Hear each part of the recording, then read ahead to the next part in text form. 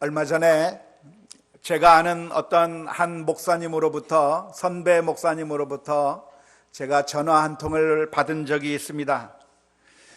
그 선배 목사님은 저에게 전화를 걸어서 잘 계시냐고 묻기도 하고 여러 가지 이야기를 나누는 가운데 저에게 무슨 이야기를 했냐면 그분이 제게 전화한 이유가 있었다고 한다면 얼마 전에 제가 펴낸 그 책을 읽고서 그 책에 대해서 그 느낀 바를 저에게 이야기해 주기 위해서 전화를 걸었습니다. 몇 달 전에 제가 한 2달 전이죠.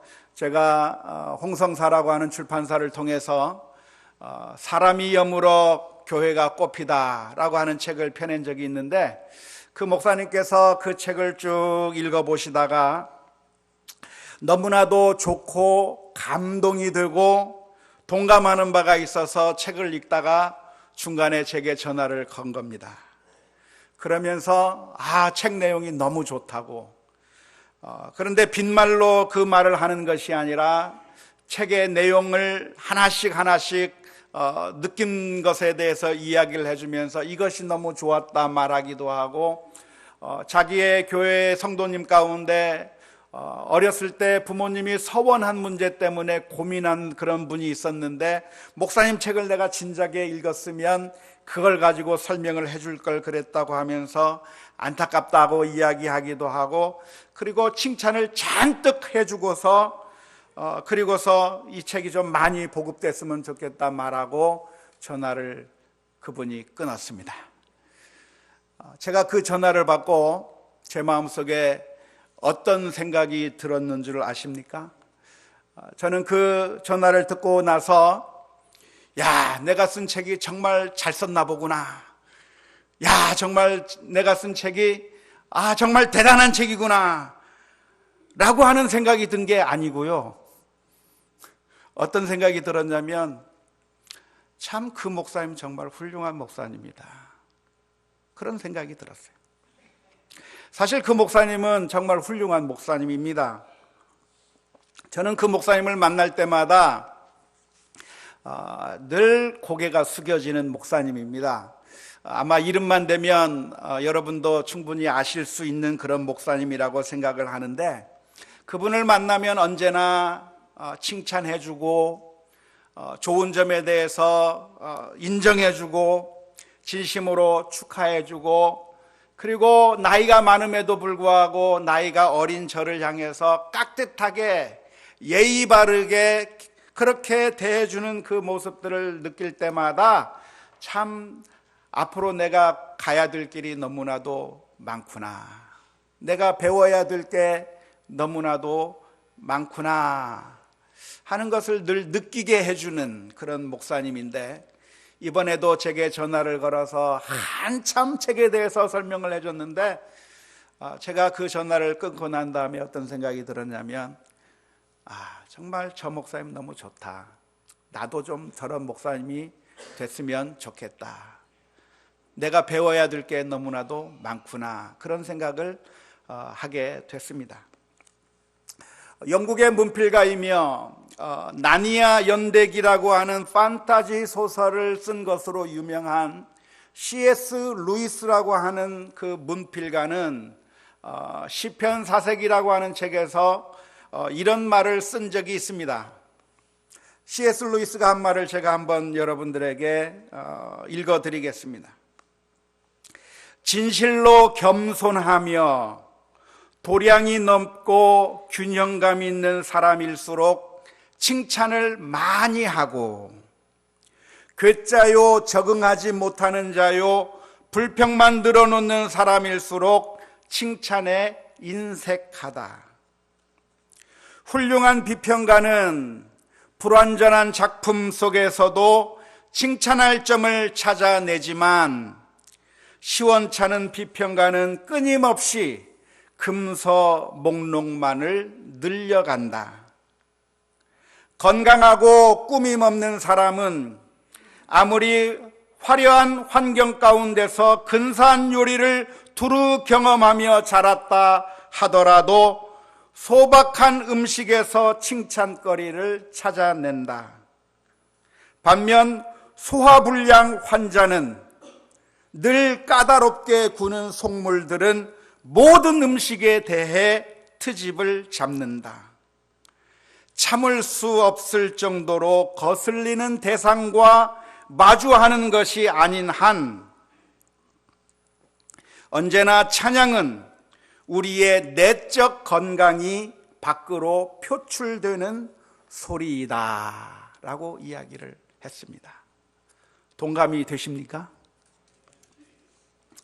사실 우리가 어떠한 것을 보면서 그 어떠한 것에 대한 반응은 그 대상이 어떠한 것인가를 나타내 주기보다는 사실 그 대상을 경험한 사람이 어떠한 사람인가를 보여주는 경우가 훨씬 더 많다고 하는 것입니다. 서울주와 시골주가 있었습니다. 어느 날 서울주가 시골에 놀러가서 시골주와 함께 지나게 됐습니다. 시골주는 오래간만에 만난 친구 서울주에게 극진한 대접을 하면서 친구를 환영해 주었습니다. 그런데 서울주는 그 시골주에게 다가와서 그 시골주를 무시하면서 말을 했습니다. 참 정말로 너는 어떻게 이런 동네에 살 수가 있니? 이 시골 냄새, 이 시골 이런 낙후된 동네에 너는 어떻게 이런 곳에서 살 수가 있니? 내가 사는 서울이라고 하는 곳은 말이야 얼마나 좋은지 모른다. 서울이라고 하는 것은 정말 휘황찬란하고 아름답고 멋있는 곳이란다 하면서 잔뜩 자랑을 늘어놓았습니다. 서울에 한번 놀러 오면 내가 모든 것 다 보여줄 테니까 서울로 놀러 오라고 초대를 하고 서울주는 다시 서울로 돌아갔습니다. 한참 뒤에 시골주는 서울주를 향해서 찾아갔습니다. 시골주가 서울에 올라가서 그가 한 일이 있었는데요. 배가 고프니까 무엇인가를 먹기 위해서 한 일이 있습니다. 그것은 쓰레기통을 뒤지는 것이었습니다. 시골주가 서울에 올라가서 쓰레기통을 뒤지면서 이것저것 발견하는데 그 쓰레기통 속에서 무엇을 발견했을까요? 쓰레기를 발견했습니다. 먹다 남은 음식 찌꺼기와 썩은 생선 비린내 나는 것들을 그 쓰레기통 속에서 발견한 시골주는 그 순간에 서울주를 원망하면서 이야기를 했습니다. 서울이 다르다고? 시골이나 서울이나 똑같네. 똑같은 음식 찌꺼기만 있을 뿐이야 하면서 그 시골주는 다시 시골로 돌아가게 됐습니다. 왜 시골주는 서울에 올라가서도 서울의 그 멋진 모습을 보지 못했을까요? 그것은 시골주가 올라가서 쓰레기통을 뒤졌기 때문에 그렇습니다. 같은 서울이라도 그 서울에 가서 쓰레기통을 뒤지면 쓰레기만 발견하게 될 것입니다. 쓰레기통을 뒤지고 쓰레기를 발견하고 그리고 서울은 쓰레기로 가득 찬 곳이라고 말한다고 하면 그것은 쥐의 모습일 수밖에, 시골쥐의 모습일 수밖에 없습니다. 하지만 같은 서울이라고 할지라도 백화점을 찾아간다고 하면 휘황찬란하고 눈이 휘둥그레지는 그런 멋진 모습들을 많이 발견하게 될 텐데 시골쥐는 안타깝게도 서울에 올라가서도 쓰레기통만을 뒤졌던 것입니다. 남자와 여자가 서로 사랑하게 되면 콩깍지가 쓰인다고 그래요. 그래서 다른 사람들은 전혀 서로 별 감흥이 없는데 남자와 여자가 서로 사랑을 하면 콩깍지가 씌우게 되어서 서로 사랑한다고 말하는데 콩깍지가 씌워서 나쁜 것을 보지 못한다고 말하지만 정확하게 이야기하면 콩깍지가 씌운 것이라기보다는 남들이 보지 못하는 장점들을 볼 수 있는 능력이 생긴 겁니다. 사랑은 무엇인가? 사랑은 남들이 바라보지 못하는 그 보화를 바라볼 수 있는 것이 사랑입니다. 다른 사람들은 저 사람을 바라보면서 별 볼 일 없다 말하겠고, 다른 사람들은 저 사람을 바라보면서 별로 감동을 느끼지 못하겠지만, 사랑의 눈으로 바라보는 사람이 있다고 한다면 보잘것없는 그 사람 속에서 가능성을 발견하고, 거기서 놀라운 능력을 발견하고, 그래서 그 사람 가운데 푹 빠지게 되는 겁니다. 그래서 남자와 여자가 결혼하게 되는 것이고, 그래서 저도 결혼을 할 수 있게 됐지, 안 그랬으면 결혼 못 했을 뻔 아닙니까? 누가 요리사입니까? 요리사는 평범한 재료들을 가지고 재료만 보고서도 그 재료들 속에서 어떠한 화려한 음식이 나올 것을 상상할 줄 아는 사람, 그리고 그것을 만들어낼 줄 아는 사람이 요리사라고 말할 수 있습니다. 건축가는 누가 건축가입니까? 황량한 벌판만을 바라보고서도 거기에 높은 아파트와 화려한 건물들을 마음속으로 마음껏 그려낼 수 있는 사람이 건축가라고 말할 수가 있을 것입니다. 우리는 누구인가? 우리는 내가 보는 그대로가 나이라고 하는 사실을 우리가 알면 좋겠습니다. 나는 누구인가? 내가 보는 그 대상이 바로 나의 모습을 드러낸다 하는 겁니다. 쥐는 왜 쥐입니까? 쓰레기통을 뒤지기 때문에 쥐입니다. 쓰레기통만 바라보기 때문에 쥐라고 말할 수 있는 것이죠. 불가에서는 이런 말이 있다고 그래요. 돈한지 유돈, 불한지 유불. 무슨 말입니까? 돼지 눈에는 돼지만 보이고 부처님 눈에는 부처님만 보인다고 그래요. 누가 한 말이죠? 무학대사가 태조 이성계에게 했던 말이라고 합니다. 오늘 우리가 사도행전 4장의 말씀을 읽었습니다. 지난주에 연이어서 4장의 말씀을 읽게 되었는데, 여기에 보면 베드로가 이스라엘 민족을 향해서 복음을 선포했을 때 보여준 두 가지 반응에 대해서 기록하고 있습니다. 베드로는 이스라엘 민족을 향해서 외쳤습니다. 회개하고 돌이키십시오. 회개하고 돌이키면 새로운 날이 이를 것입니다. 변화를 받을 것입니다. 하나님의 메시지를 전하는 그 베드로의 음성을 수많은 사람들이 들었습니다. 그렇게 수많은 사람들이 그 메시지를 들었는데, 그 사람들 가운데는 반응이 두 가지로 확 갈려서 나타나게 되었습니다. 첫 번째 반응이 있었다고 한다면 그것은 제사장들과 성전 맡은 사람들과 사두개인들의 반응이었습니다. 그들은 어떤 반응을 보였습니까? 그들은 싫어했다 그랬습니다. 2절 말씀, 3절 말씀에 보니까 기록합니다. 베드로가 예수 안에서 죽은 자의 부활을 증거하는 것을, 백성들을 가르치고 전하는 것을 싫어해서 그들을 감옥에 가두었다라고 이야기하는 겁니다. 왜 이 사람들은 베드로와 요한을 감옥에 가두었습니까? 그들이 복음을 전하고 있는데, 하나님의 말씀을 가르치고 있는데, 왜 이 사람들은 그 베드로와 요한의 말을 듣고서 싫어하는 마음이 생기고 이 사람들을 감옥에 가두어야만 했습니까? 그것은 베드로와 요한이 거짓말을 하고 있기 때문이 아닙니다. 베드로와 요한이 사기꾼이어서가 아닙니다. 베드로와 요한이 전한 메시지가 잘못된 것이 아니라, 사실은 이들이 전한 메시지라고 하는 것은 복음의 메시지요, 하나님의 말씀이라고 말할 수 있습니다. 하나님의 말씀을 바로 전했건만 이들이 싫어할 수밖에 없었고 그들을 가둘 수밖에 없었던 이유가 있었다고 한다면, 그것은 그들이 악하기 때문에 그렇습니다. 악하기 때문에 악한 반응이 나올 수밖에 없는 겁니다.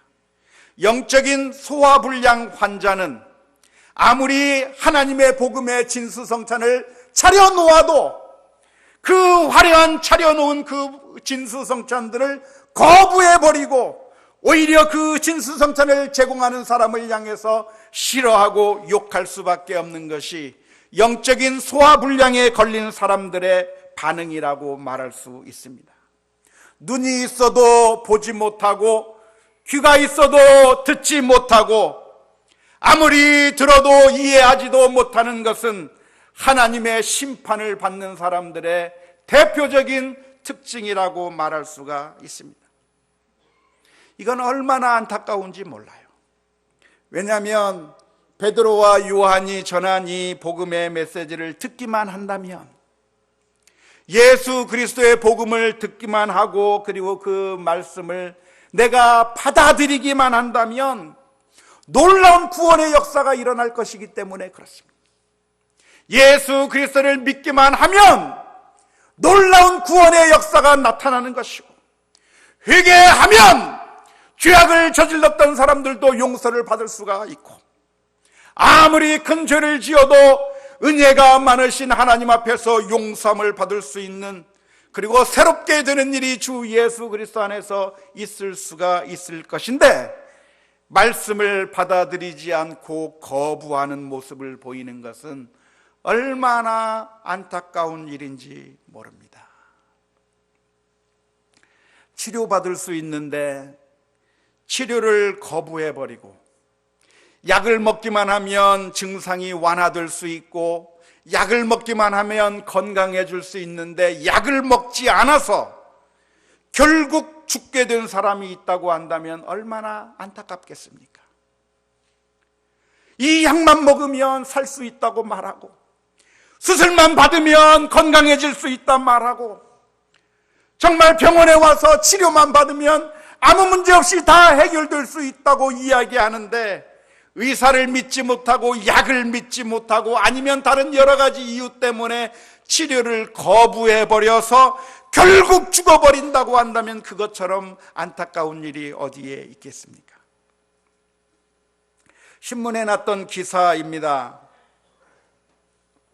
2010년 10월 29일에 30살 난 이아무개 씨의 2개월 된 딸이 세균 감염에 의한 폐혈성 쇼크로 사망한 이야기가 뉴스에 올라왔습니다.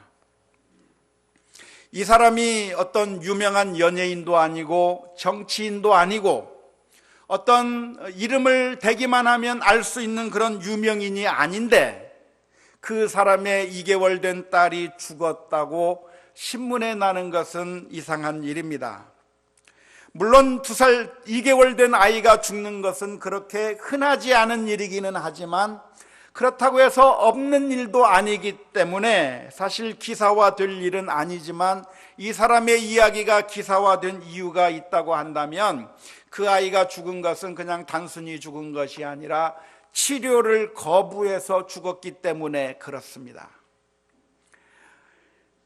아산병원에서는 그 부모님에게 2개월 된 딸을 치료하기 위해서, 수술하기 위해서는 수혈이 필요하고, 수혈을 해가면서 수술하기만 하면 이 아이를 충분히 잘 살릴 수 있다고 이야기를 했는데, 그 부모님은 여호와 증인이었습니다. 여호와 증인은 우리가 잘 알고 있는 대로 병역 거부도 하고 또 수혈도 거부하는 것으로 알려져 있는 기독교 2단 종파에 해당합니다. 이 여호와 증인 신도였던 이 부부는 자기 딸 2개월밖에 되지 않아서 지금 사경을 헤매고 있는 이 아이를 수술하기 위해서 다른 사람의 피를 수혈해가면서 수술하기만 하면 살릴 수 있다고 병원에서 아무리 설득해도 이 부모들이 수술을 거부한 겁니다. 그래서 아산병원에서는 하는 수 없이 법원에다가 소송을 제기했습니다. 무슨 소송을 제기했냐면, 아이의 부모님을 대상으로 해서 진료 업무 방해금지 가처분 신청을 냈고, 법원에서는 그 병원에 손을 들어주어서 병원이 승소했습니다. 이제 병원에서는 그 아이를 치료할 수 있는, 수술할 수 있는 법적인 권리가 생겼습니다. 그래서 수술하려고 했는데 그 부모님들이 그 병원에게 이야기를 했습니다. 서울대 병원에 가면 거기는 수혈하지 않고 치료할 수 있다고 하니까 이 아이를 서울대 병원으로 옮기고 싶다고 이야기를 했습니다. 그래서 아산병원에서는 어찌할 수가 없어서 하는 수 없이 동의해 주었고, 그래서 그 아이를 서울대 병원으로 이송하는 과정 가운데서 폐혈성 쇼크로 죽었다고 하는 뉴스입니다. 자세한 사정은 좀 더 복잡해요. 그 부모와 병원들 사이에 그 공방들이 조금 더 복잡하기 때문에 우리가 함부로 누구를 쉽게 정죄할 사안은 아니라고 생각을 합니다마는, 그러나 만일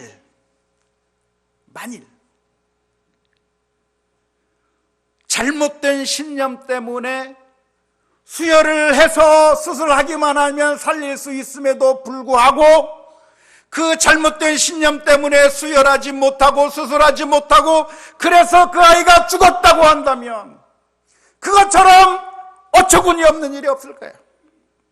어찌 이런 일이 있을 수 있겠는가? 정말 안타까운 일이 아닐 수가 없습니다. 영적인 면에 있어서도 역시 마찬가지입니다. 복음은 우리들을 살릴 수 있는 영적인 능력이 있는 복음이라고 하는 사실입니다.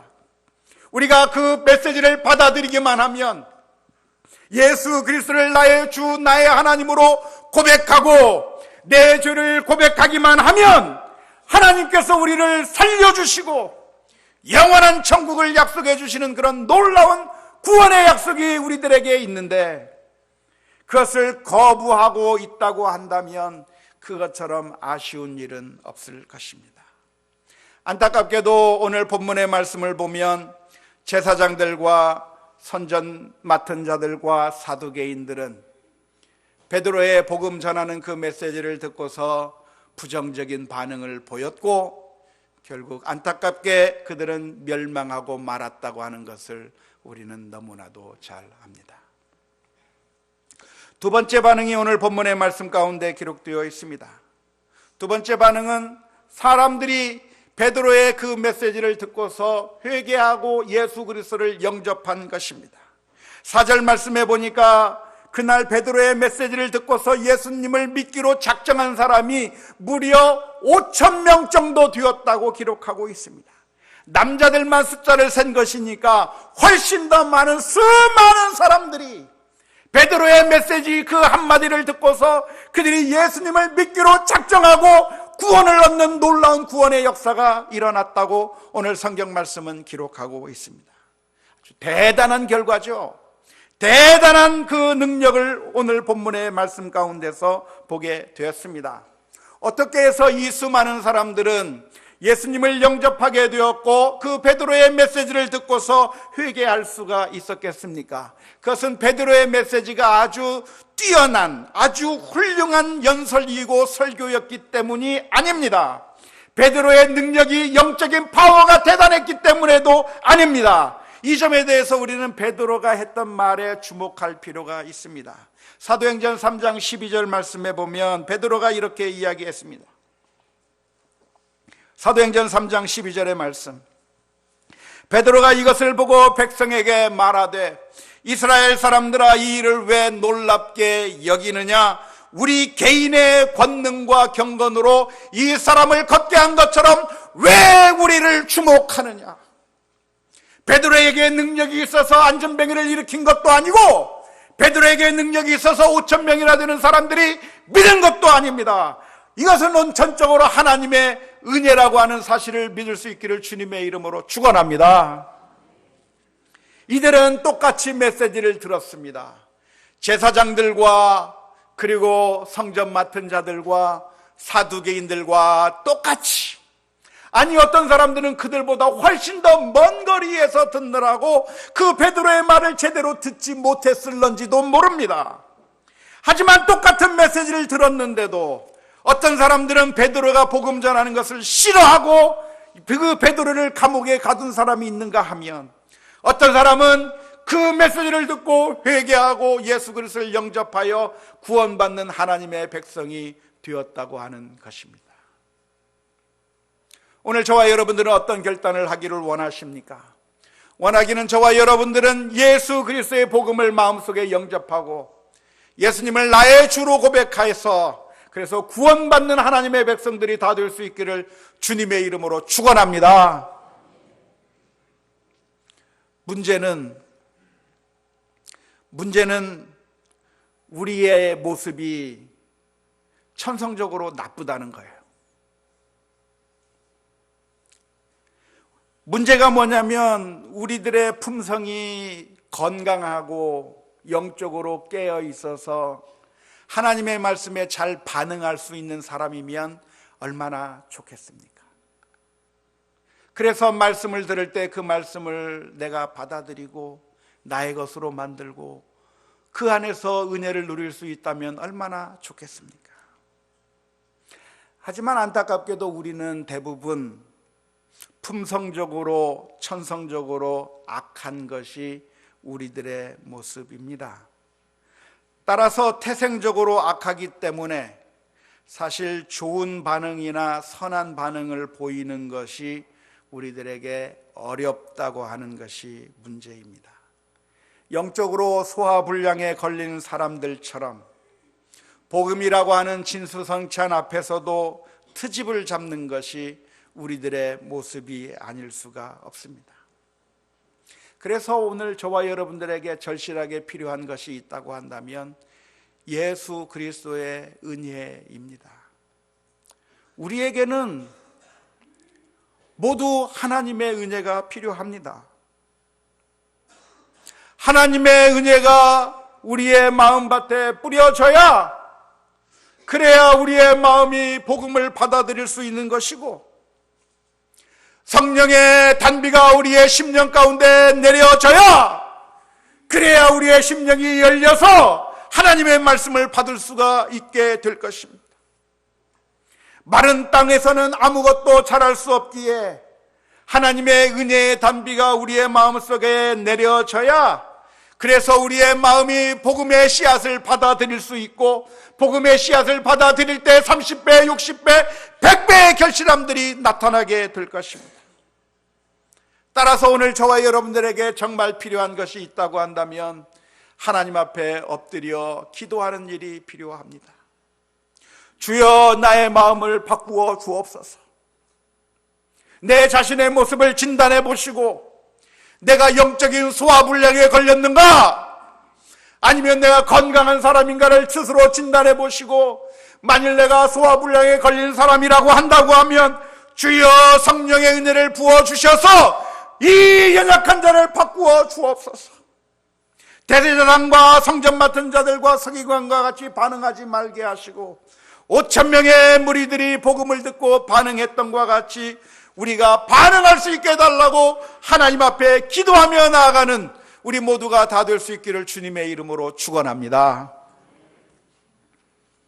오로지 하나님만이 우리들의 마음을 바꾸실 수가 있습니다. 내 스스로 내 자신이 어느 편에 서 있는지 진단해 보십시오. 내가 영적으로 건강한 사람인가? 아니면 영적으로 소화불량에 걸려서 성경을 읽어도 재미가 하나도 없고 마음에 차가운 느낌뿐이고, 예수 그리스도의 보혈의 은총의 이야기를 묵상해도 아무런 감동이 없고, 예배를 드리는 것이 지겹고 찬양을 부르는 것이 아무런 감동이 없다고 한다면 아주 심각한 증상일 수가 있다고 하는 사실을 기억하고 하나님 앞에 나와야 될 줄로 믿습니다. 주여, 은혜를 허락하여 주옵소서. 주여, 내 마음을 변화시켜 주옵소서. 우리가 주님 앞에 기도하며 나갈 수 있기를 주님의 이름으로 축원합니다. 너무나도 감사하고 하나님께 찬양 돌릴 수 있는 일은 하나님께서 우리를 어떻게 보시는가 하는 것입니다. 하나님은 우리를 바라보실 때 아무 자격도 없고 아무런 가능성도 없고 정말 구제불능인 우리들을 바라보시면서도 하나님께서는 우리를 바라보시면서 그냥 불평만 하지 않으셨다고 하는 것입니다. 하나님은 소화불량 환자가 아닌 것이 얼마나 감사한지 모릅니다.